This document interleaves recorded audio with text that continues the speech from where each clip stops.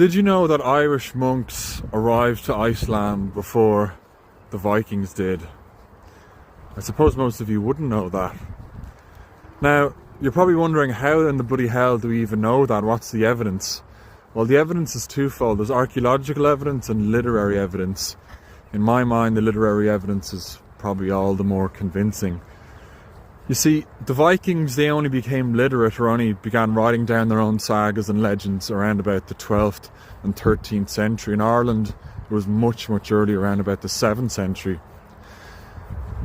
We do know that European writers commented that Irish hermits travelled as far as Iceland, but it's really what the Icelanders say that's the most interesting.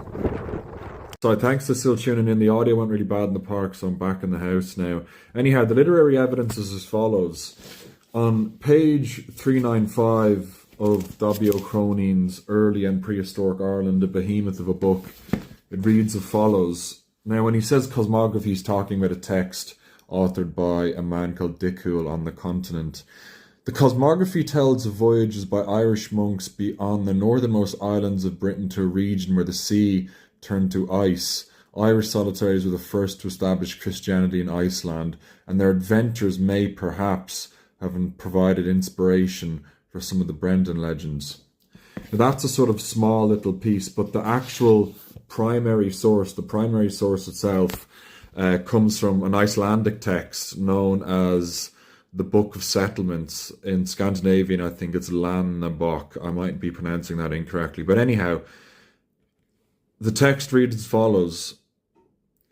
They're speaking about the Irish monks now.